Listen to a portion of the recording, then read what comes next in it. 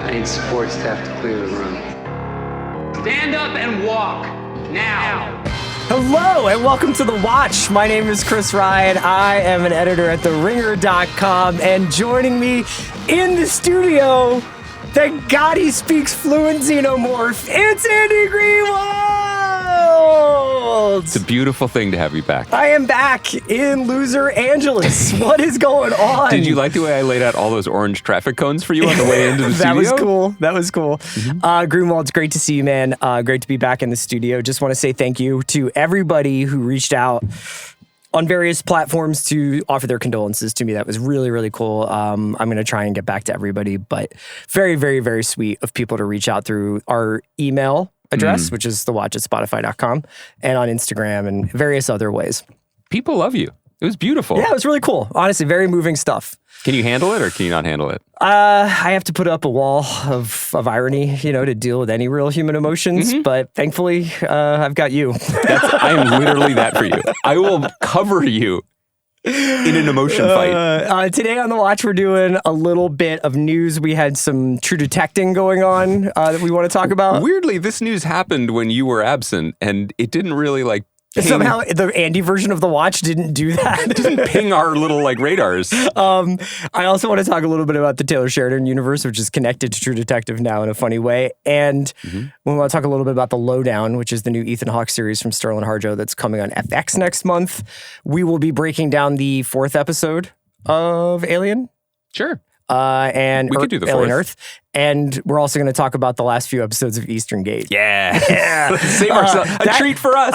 Andy's got a hard out at 11:30, but I need 10 solid minutes to talk about Eva's various looks in the final 2 episodes. You're going to need 10 years to unpack what this did to you. Also, I want to Starfight a little bit. Did you want to do any TSITP? Are you guys still behind at the house? Yeah, still behind. Still behind. Incredible shot play called by Conrad. You think? Yeah, he went deep. Yeah. Did it work out for him? I mean, I think ultimately it will, but he fucked up that wedding. He ruined it. Oh, he did? And it didn't happen. Wow. Yeah. Spoiler at the top. I'm realizing now that when I tell you things like my daughter is behind, but it, quote, doesn't matter because she's read the book, that you must be like, oh my God, they've invented cloning. Well, he's recreated himself in aggregate. That's right. They're at the edge of canon now. This is now we're gonna be in like a uncharted territory, I think. Oh. Well, we'll see. I think that there's some parts of the book that don't address this. This is all coming from sources that I have, not from my own experience. I really think that in year 13, 14 of the podcast, we should just go completely into misinfo. Like we cover things we don't watch. Like Minya or misinfo? Like we should become Mr.'s misinfo. Yeah. We should only cover things we don't watch or hear about or have a vibe about. Yes. I watch the show every week. This has now become... Yeah, but when you're talking about what's in the book, you don't know. Oh, yeah, it's true. Greenwald, let's start with the True Detective news that came out while I was away. Just again, I'm looking at the camera. Chris is back and we love him. And because he's back, we are going to cover 3-week-old True Detective rumored casting over the roll camera on the new Star Wars. Come on, we're old hands at this. When it gets this far down that we're talking about who he would be playing and where it would be set, it's fucking happening, right? Sure. No, I'm not saying it's not happening. The news is that Nicolas Cage is going to star in True Detective Season 5 from Issa Lopez. Is he playing both roles? Is there, what? Well, isn't traditionally True Detective, remember the fan casting was always this person and this person. It was like two great tastes that go great together. They didn't really do that with the Jodie Foster season though, did they? Yeah, it was her and what's her name? Sorry. Yeah. No disrespect. It wasn't like, I think you're onto something. I don't know who the second. I think they're doing it like adaptation. Are you in? Are you in? That's the question. I'm in. It would be set in New York City and Queens, and Cage would play a New York City police detective, I think, based on what I've read. This is great casting. I just want to say even better location. Bring it home. And do not shoot this in Toronto. Do not shoot this in Charlotte and pretend like you're in Queens. Please go get the handhelds. Go out to the food stalls. Queens. Vote for Zoran. It's like, be in the streets when you do this. And I think it would be awesome.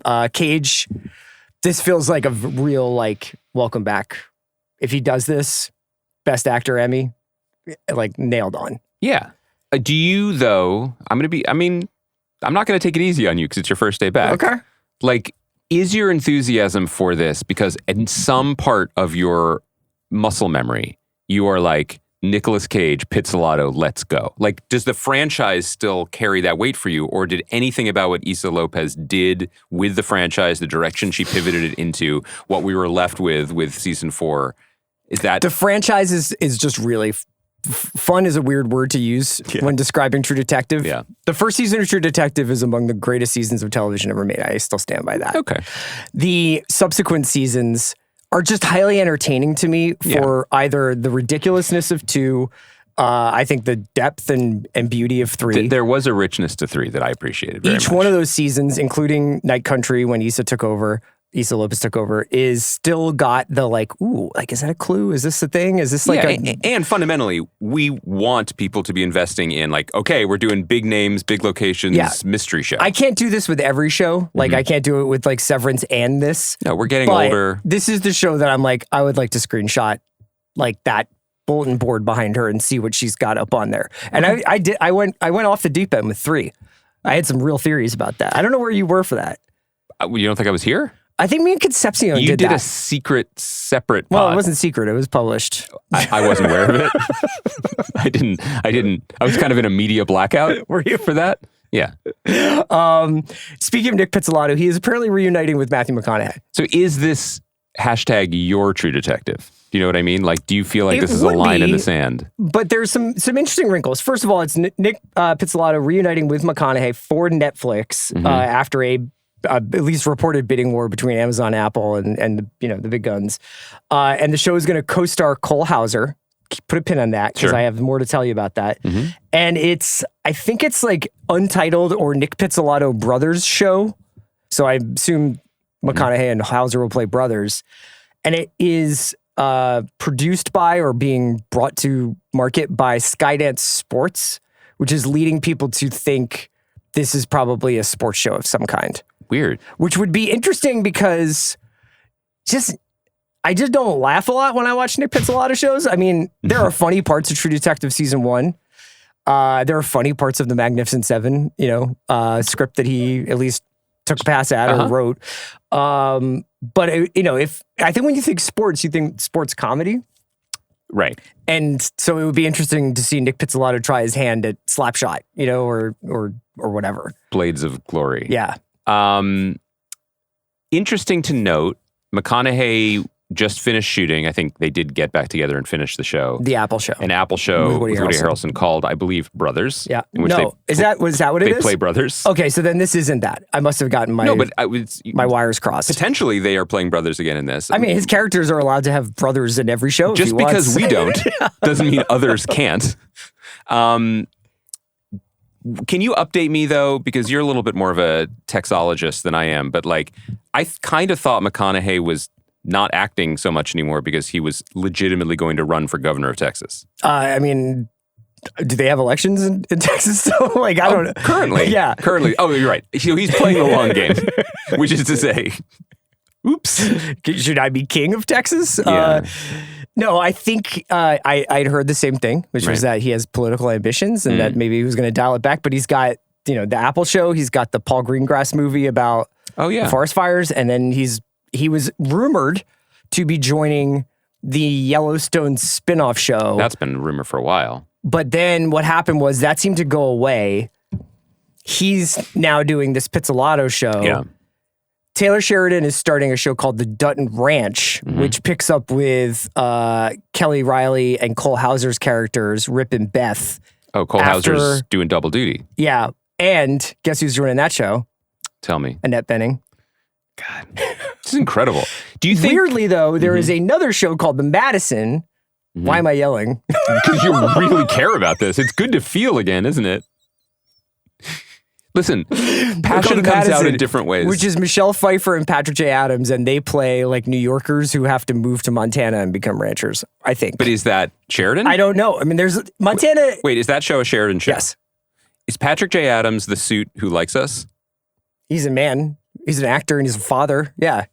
So you think all actors who are men and fathers like our show? No, I'm I don't saying mean like us. I'm giving him more humanity than just a suit. No, on the show Suits. I know. But isn't he the guy on the show Suits? I believe who so. Once did a thing with us on Instagram. Well, I think what happened is that you said something kind of snide about Suits, and he filmed himself being like, "Oh man," like.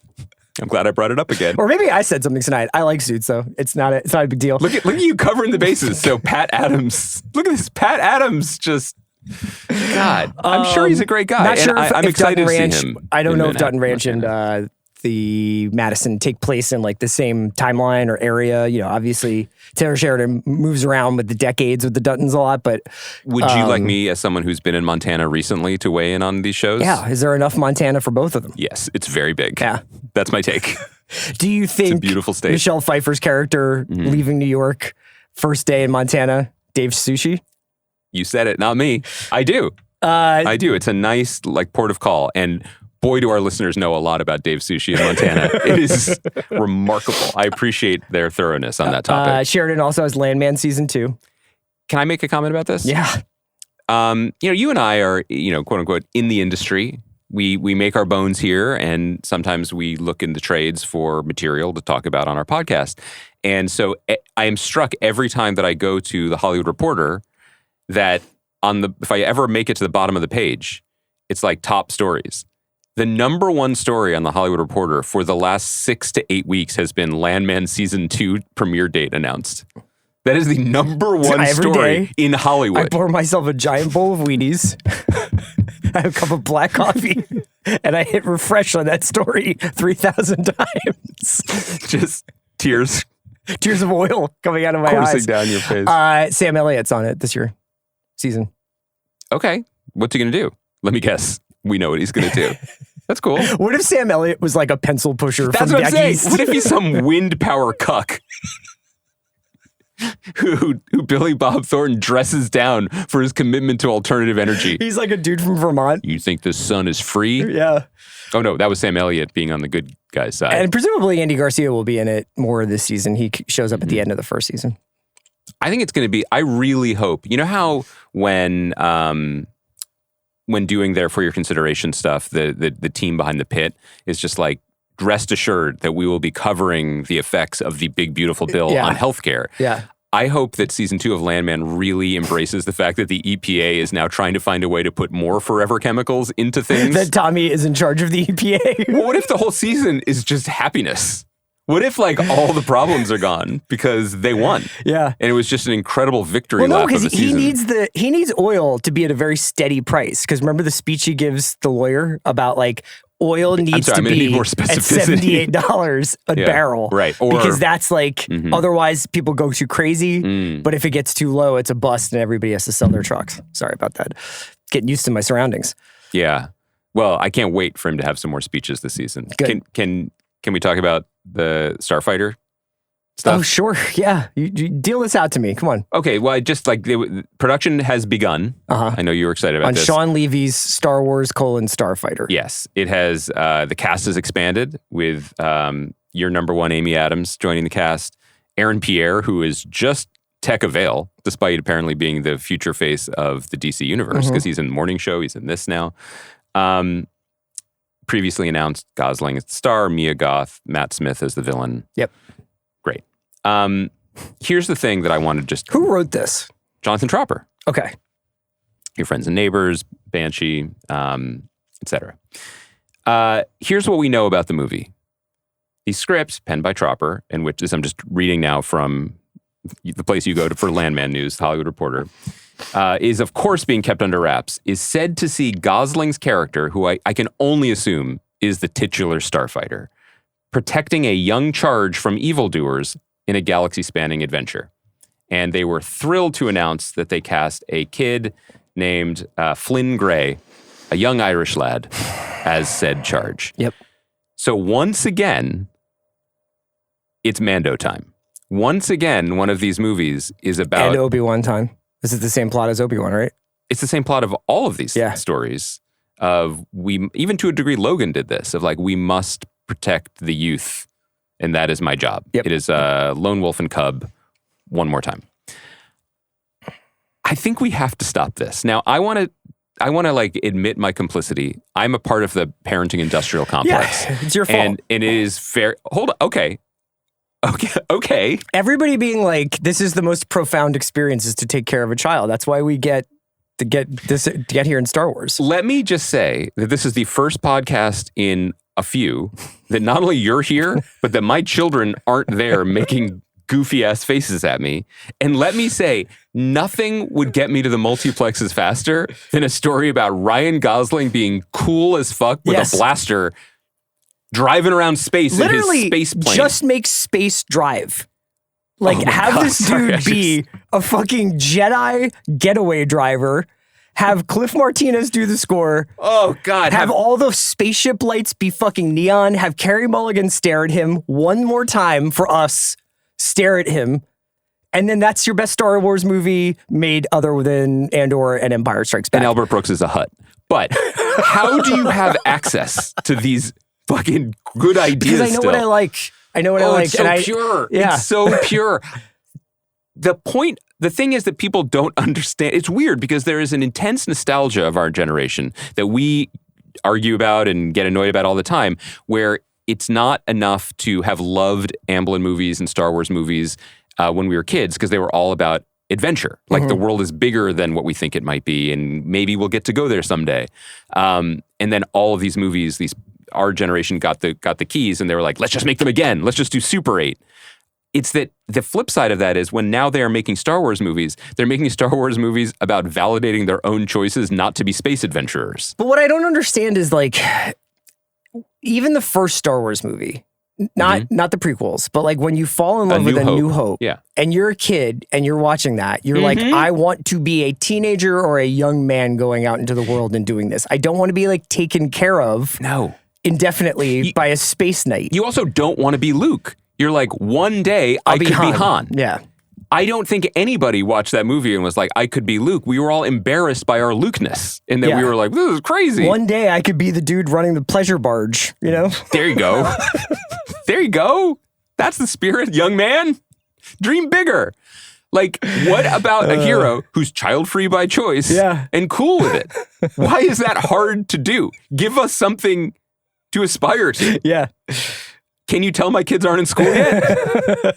This is so crazy to me that they are doing that thing again, which I don't think that's what people are checking for. I don't understand the 4-quadrant algorithmic information they have that suggests that we need a movie that we should bring children to because children want to see children on screen. I don't think that's true either.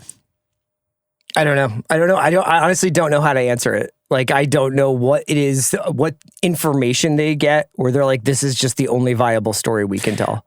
I think there's a deeper and potential. It just strikes me as being, it's fear. You know what I mean? It's fear to, this is the safest way for them to go out there. Sean Levy is a very reliable director. Ryan Gosling is a reliable movie star. By the time this comes out, Project Hail Mary will have come out. I'm sure that will be fairly successful. It just seems like kind of like a layup to do all this, and it's going to be like winky and like nice and sweet, and it'll just be a saccharine Star Wars movie, I bet. It's just the difference.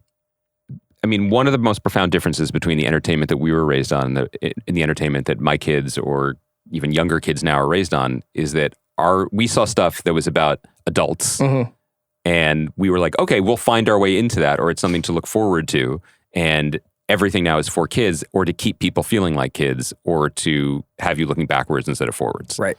That's what they've done to us. Landman's not. Do you think Landman is aspirational adulthood for adults? It's about. Kind of is. Yeah.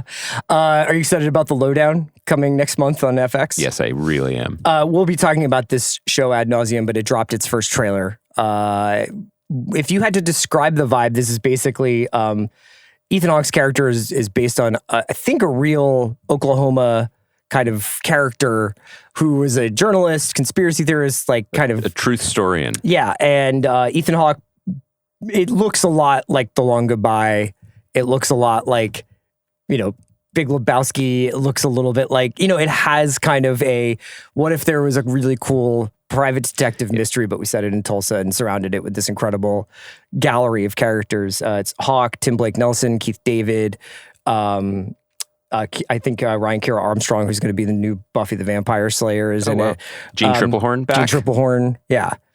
Tracy Letts. Tracy Letts is in this. You ever heard him? Killer Mike? Yes. Macon Blair. Like, this is Dinklage shows up. Like, this is a pretty sick cast. I can't be impartial about this because we love Sterlin. We love Reservation Dogs. Big Hawk guys here. But I also have to say, like, the way you are passionate about the overall Sheridan project of promoting big oil in the guise of entertaining television shows, I am completely invested in the idea that a funny, smart filmmaker could be like, I like Altman and I'm going to do it. Yeah. I'm going to bring you a vibe that has historically not always worked in the streaming era, and I'm just going to go all in. Yeah. And everything about this trailer is designed for me to be excited about it, from Kyle MacLachlan being in it to just the entire, just the tenor of it, and the idea that he had enough juice within FX to be like, I'm going to cast the most interesting people and have the most possible fun with it. I think the trailer looks so sick. I'm very excited about this show. But I also want shows like this. Yeah. Well, let's talk about what FX has on the air right now, which is Alien Earth. Okay. Observation, co-written by Noah Hawley with Bobak S. Farjani, and it was directed by Ugla Hawksdaughter, who I think gets another credit later in the series. Yeah, the 6th episode. That's such a cool... That name, I believe, means Daughter of the Hawk. Did an awesome job on this, I thought. I thought this synthesized the dreamy, fading in and out, like dissolving visual style that they've adopted to distance themselves from the Scott Cameron Fincher style that we associate with Alien. And yet I felt like this was the most TV of all the episodes that they've done so far, where like it definitely was. Everybody kind of gets a 5 to 7 minute scene, kind of get an update on where everybody's head is at. There's some alarming business going on all across the board. And the moments and beats, especially between a couple of the characters, I actually felt, even if they were synthetic or hybrids or cyborgs talking, kind of like started to click a little bit more for me here. I still have reservations about some of the stuff. What did you think of this episode? I want to pick up on what you're saying because there's no question this is the most quote unquote TV episode thus far. It is also the tax you pay on the ticket for an adventure action movie being brought to the small screen. The first 3 episodes were smartly an alien movie with this Lost Boys synthetic hybrid plot glommed onto it. And inevitably, this was going to be a step back in terms of pacing and tone. I can look at this, again, from a design perspective and be like, that is very smartly done. This is the appropriate place for this. If we are going to be spending time with these characters over the course of a season and potentially multiple seasons, we need to get to know them better when they are not being menaced by facehuggers or et cetera. The issue I had with the episode was that I don't particularly like spending time with any of these people now that we are spending time with them. And that's a TV problem, in the sense that instead of, I can appreciate what's being shown to me on the whiteboard of course. Ideas. But the secret sauce that we were talking about with something, obviously more intentionally throwback like The Pit is missing. I'm not saying they should be the same show. I don't want to be misconstrued here. But when are they both named Sylvia, the 2 doctors who are married? It's Dame and Arthur Sylvia's. So when they had their, other than a brief moment in the pilot, I think this was kind of their first, them talking without anyone else. Their hard launch, yeah. Their hard launch as a couple. Your science teacher and your psychologist are getting married. That's very sweet. Or they already are married. But it did feel, I understood again in the whiteboard placement of it, why they had their, are we really sure we should be ethically doing what we're doing here moment? But it did feel a little rote to me because I don't have a deep sense of their personalities. I don't feel particularly invested in them yet as people. There's time to do it. I'm not off the fence, but I felt the grinding gears of that conversation more than I was able to relax into the cascading waterfalls of narrative story. Yeah. If this show was led by and featured in almost every scene either Timothy Olyphant or Babu Sise, what would you be saying about it? Top 10 of the year. Yeah. This is such a great way to frame it. There are still these things. Every time Oliphant's on screen, I'm like, this he's so good as this character. That bitchy, icy, but still like, I mean, it's capturing some of the charms of like Ian Holm or Lance Henriksen and like that kind of like you're human, but there's something missing. And the hair that, you know, like everything, every choice that he has made and is making. Now, sometimes you're like, that was a little bit Raylan Givens or that seemed a little bit like sassy for a robot. But I am finding like his curiosity, his like watching of people to be as effective as anything he's saying. And then Cisse, who's playing Morrow, the one who's essentially been trapped talking to Slightly for 2 episodes now, is still like the most compelling thing on the screen. Let's just take a moment to praise him as an actor, because he is just doing one-sided monologues in various settings. And I find him so magnetic. Yeah. And I find him so charismatic and compelling. And he's able to do a very difficult acting trick, I think, where it's not just that he's selling us on the essentially the monologues he's giving us, but I feel myself being psychologically manipulated by the character in that we are all Slightly when he's talking. And I'm like, well, he makes some pretty good points about who owns what. Yeah. You know, I think he's so fantastic. And it's hard not to, you can accept an ensemble show and we can, you know, accept where it's going, but, or that there's room for people to pop out or whatever.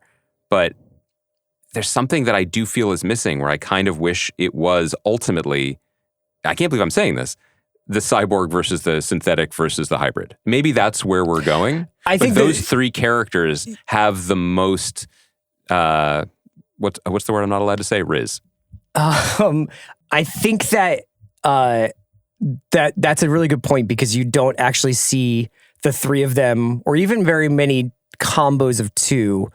Like, it's been a minute, I think, even since Kirsch and Wendy have interacted that much. And that is essentially the triangle that I'm most interested in as well. Yep. The sort of the 3 different kinds of these next step of evolution. Forgive me for not remembering the name of the character, but the bald guy who follows Boy Cavalier around and says, "Are you sure you should be doing that, sir?"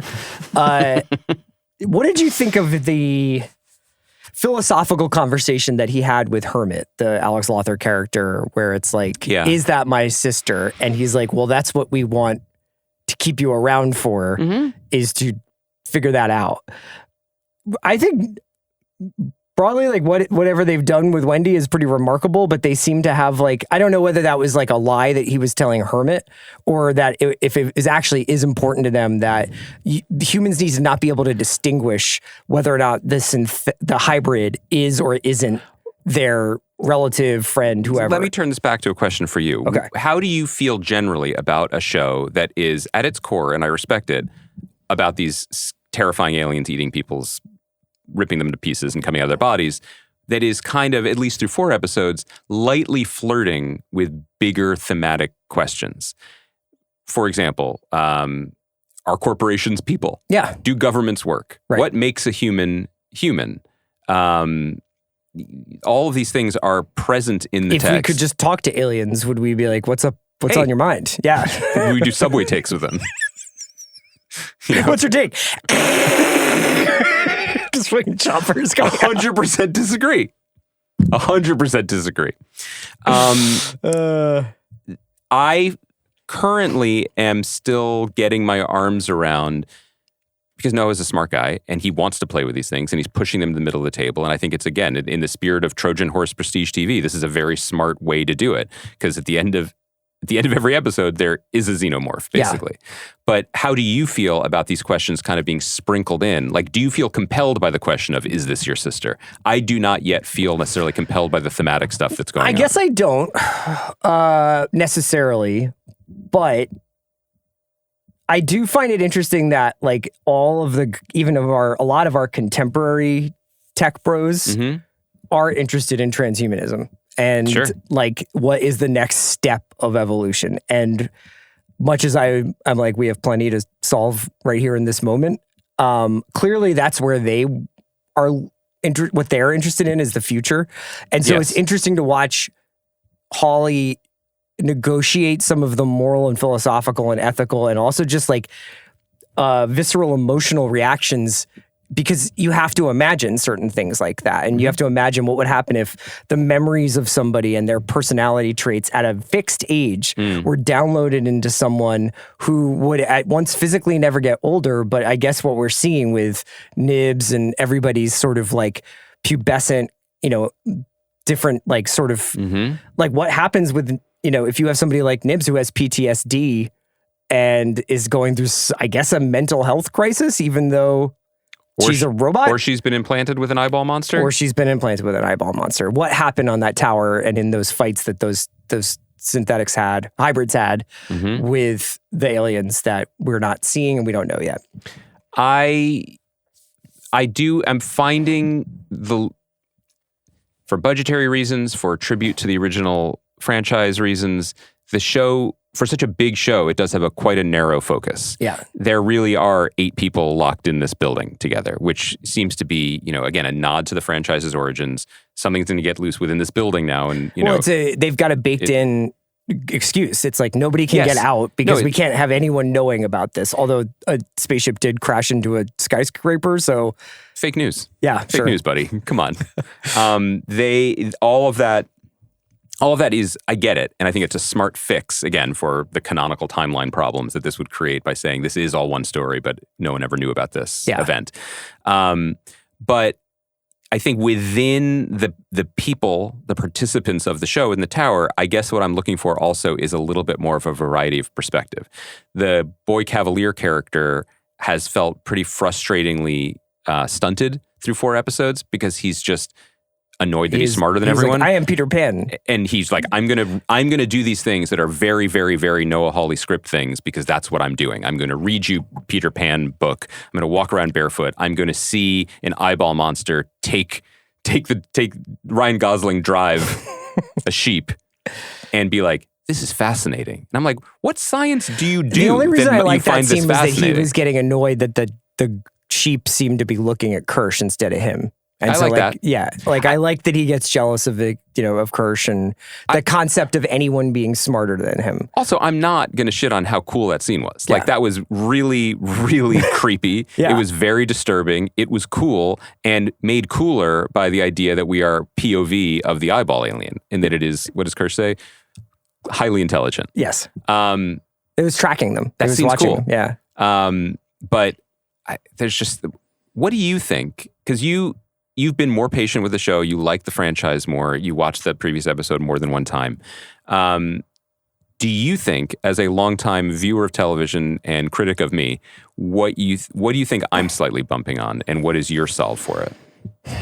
It's because I'm not disliking it. I haven't given my heart to it yet. If I may, I think you often, and I do as well, have issues where the POV character, we either lack one or the POV character is marginalized so that we don't really get to live experientially or like vicariously through. Like, Hermit should be the star of the show, like in a different version of this show. I see. Hermit should be like, what is going on here? Why is my quote sister like this? I'm trapped here now. Like, he should be the person who's kind of leading this investigation. I think when we go and flip between what's Kirsch doing, what's Morrow doing, what's Boy Cavalier doing, what are the Sylvias doing, it kind of messes with the idea of like who knows what, and it messes with like what is important about the show and what is the show trying to say. I think it's throwing a lot of ideas at the wall. But right now I think, I wonder whether or not if this guy has been marooned in this strange new world and is learning about it every episode, not in a mystery way, but just in a way of, I think I find myself getting distracted by things like, did Morrow go to India to find Slightly's family? Right. Is Morrow in a Thai or Siam cafe and outside, and does anybody know that a spaceship crashed into the Earth? That would be pretty big news. Just side note, I love the exterior location shooting of the show. It's so good. Did you like when the Sylvias were at the White Lotus? I'm just vibing out. I think I'm just vibing out with this, and I did not expect to, because they're in the first 2. I was like, this is not my alien. This is not how it works. And I don't really find it like mind-blowing to watch Wendy sing to an alien and pet it like a cat, but I haven't seen that before, really. Yeah. I guess there's a little bit of that in Resurrection, but it's really interesting. Like, even the idea of like, well, of course these things have to communicate somehow, right? Like, yeah. I think you're right about the point of view perspective characters. I think that when you build out a world like this that is... Like Ripley's such a great POV character. Yeah. Like she is like, I am capable, but what the fuck is going on? And you get her humanity and it's a shorthand and you're off to the races and you don't have to think about it anymore. Yes. To his credit, I think Noah's solve for that is Hermit and Wendy's childhood bond and love of Ice Age or whatever. That's not clicking for me. Me so too. Because of that, I feel a little bit at sea where I am entertained, I'm intrigued. There are moments when I'm like, this is really working, but I'm still looking over my shoulder a little bit about where to make all of this, to even be fainting in the direction of all of these headier concepts. I mean, I don't think it's unintentional that there was a lot of talk about transitioning and you were this and now you are this and how do we know where the line is? Like, to his credit, as an artist, he's running towards some pretty big concepts. Yeah. But in those moments, I do find myself super normcore basic criticism. I'm like, okay, just ground me in what humanity is at this time and in this world. Yeah, it's interesting that we're getting it. Annoyed about like wider world building.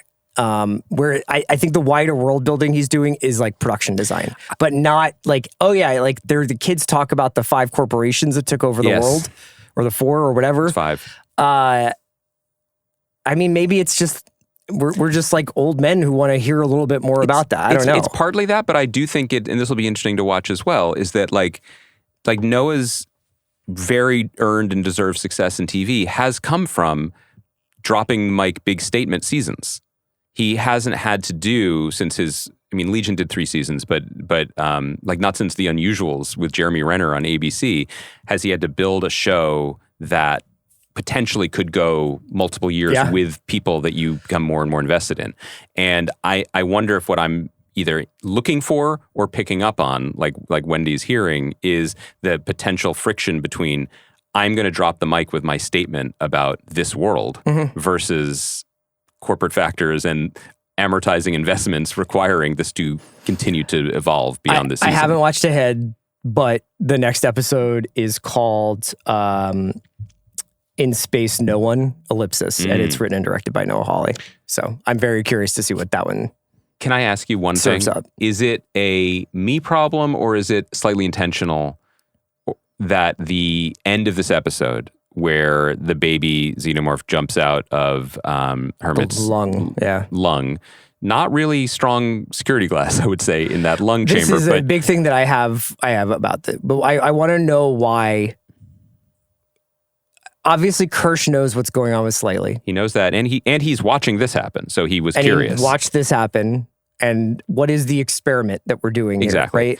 But then when it gets into like Nibs doing that to Dame Sylvia when she like leaps across and like grabs her, I'm like, is there an off switch here? Like what is like for the like theoretically, I would imagine there would be more like controls over that, but maybe that is also part of the experiment. Like these, like what triggers them? The layers of glass between the aliens and the people and the hybrids and the larger world and larger city is an interesting framing because some of it is intentionally porous because where's the experiment? Who's standing outside of it? The question I wanted to ask you about my own damaged brain was, did the end when it jumps out immediately make you think of the scene in Spaceballs? That was my reference. Like there was an element of it when it came out and it's on the table and it was looking at her and she was looking at it that I really thought I was going to start going, hello, my baby. And I would have respected the hell out of it. Also, do you know that I was this week years old when I realized that was John Hurt again?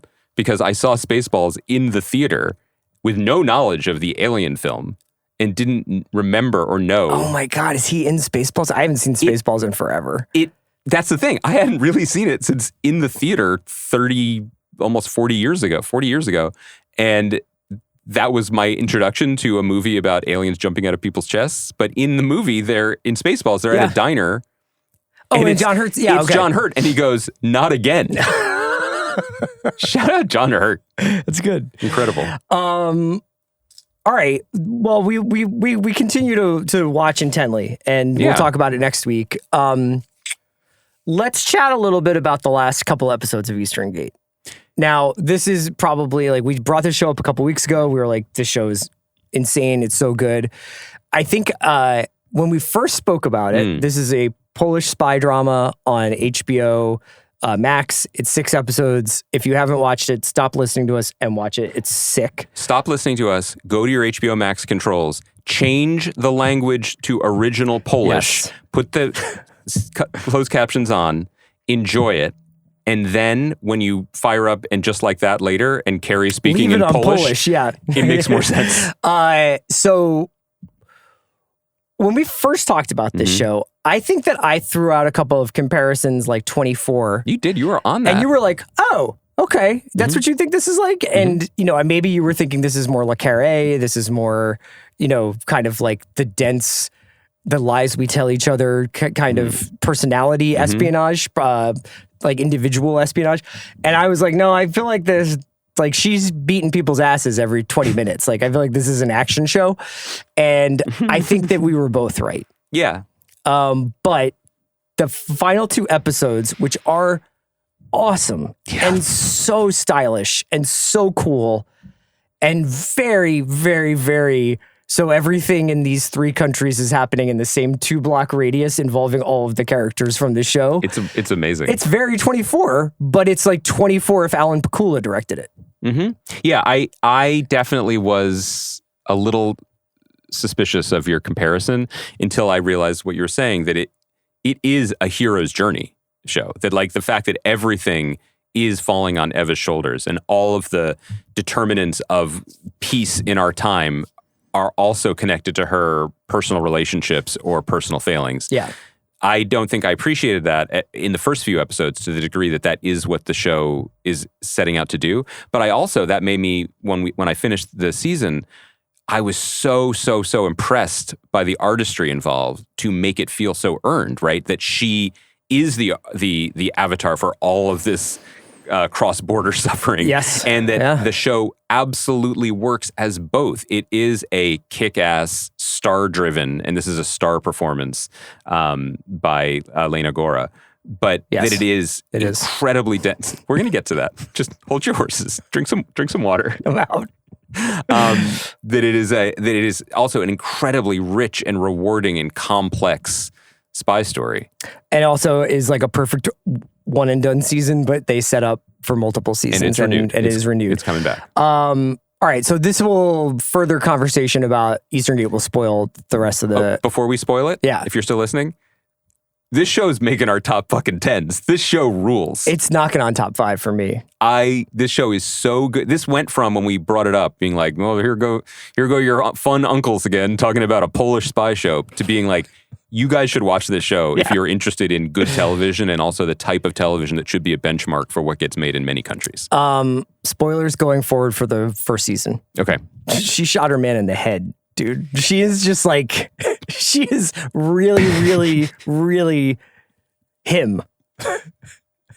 Do you remember, like, it was like pre-YouTube, but like, the rumored footage of like Stephon Marbury playing basketball at Coney Island. And everyone was like, the game will change. That is you crushing tape on Eva. There's a scene in the final episode, I believe.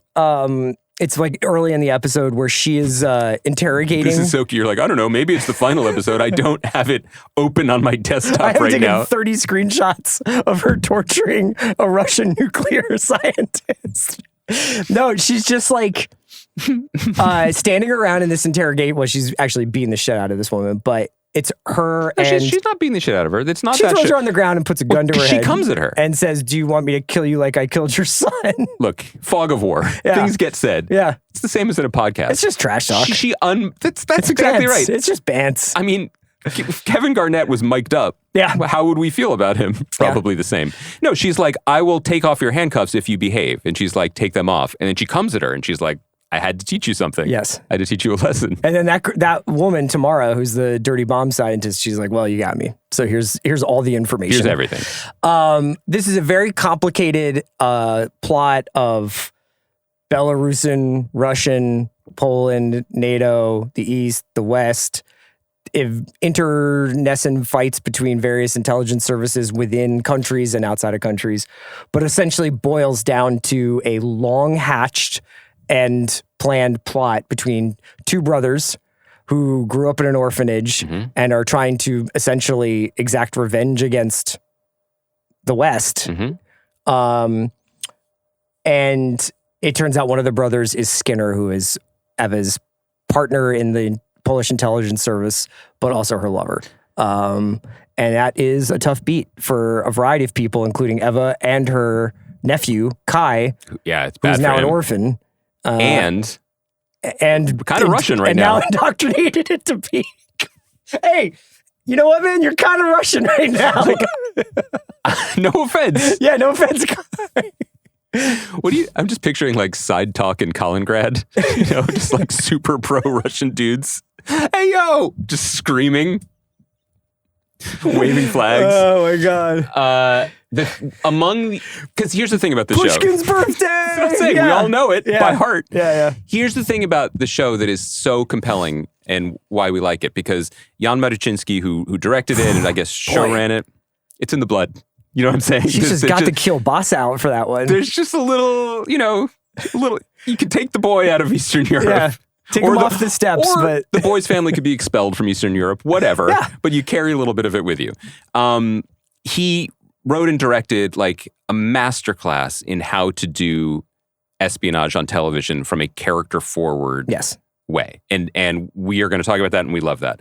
But I also find this show to be just an incredibly fascinating, illuminating, and deeply disturbing treatise on how war works in a post-truth, false flag universe. Yeah. That what we are seeing, and we talked about this when we first mentioned the show, that like immediately the show is compelling because it is a show set on the edge of whatever East-West conflict we are headed towards. It's almost a period piece for the current era that we're in. That's right. Yeah. But that everything... set in 2021, the right? ways that it's set in and we talked about this before, but it's set at a moment when it was clear Russia was going to do something to advance its agenda or to expand its footprint. And in one universe, ours, it's Ukraine. In this universe, it is potentially more aggressively going to be Poland. Right. And both can be true, which is a fun thing to think about. Right.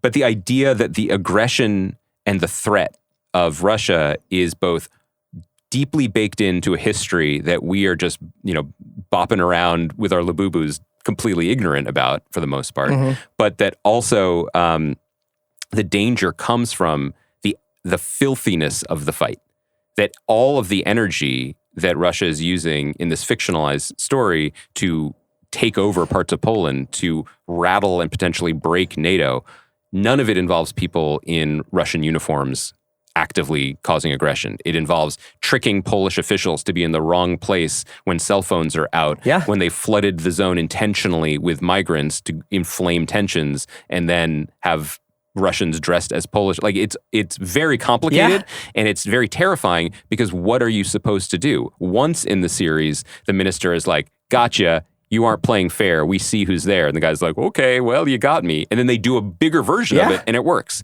Because how often, and I wish there was some analogy to contemporary political parties that I could pull from, but how effective is it to like be like, well, that's just a distraction. Right. And within the world of espionage, there's like London rules and Moscow rules. And there's various, there's understandings that you do this and you don't do that. And the tidiness of the Le Carré Cold War universe. What Eastern Gate is trying to wrap its arms around is like a world in which it doesn't really matter what happens. It matters what people believe happened. Yeah, that's where we're at. Yeah. It's fun to think about. And it doesn't even matter. I'm reading this book called Shadow Intelligence, which is this Oliver Harris spy novel that's set, right now it's largely set in Kazakhstan and the point I am in the book, but it's about a lot of the same stuff.